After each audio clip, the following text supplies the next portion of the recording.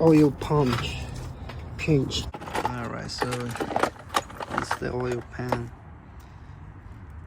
So basically it's already out the carton, so you have to take this black plastic on top over here, and then it's gonna be the oil pan on the bottom. So for the oil pan, you just remove the screws around. First thing you do is taking the oil out, but we have some cardboard here. So there's the oil pump. We're gonna remove and replace for new one because that's oil pressure, low oil pressure for it. So now we're working on it.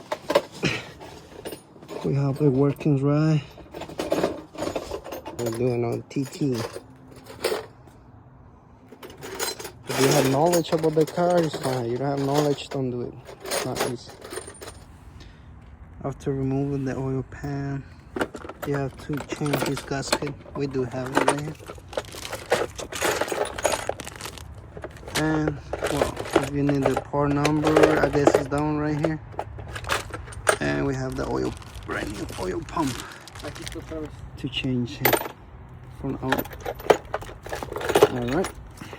So in order to remove the oil pump, you don't have to open from the side.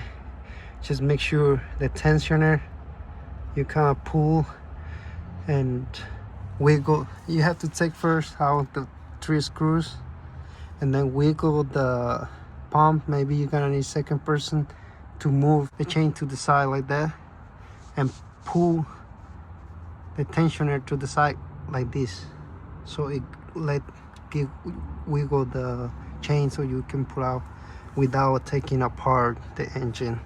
So we procedure with the, it's gonna be very good tip on this.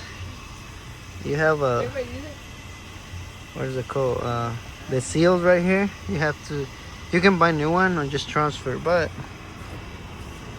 very important, this you have to push, put a lot of pressure, make sure like wiggle and they go inside. If you try to put with these screws, you're gonna break it. I try, it take me like 20 minutes to figure out why it's not going through. So you make sure you put like pressure, I mean without the nut, right? After that you put the screws in. That's very important point to put this back on. I almost quit, but you have to be patient. So right now you guys can see we got the new pump right here without pulling apart the engine. You don't have to, you know, take this part from the front, like right here, take it off, everything. No, you can still do it from the bottom.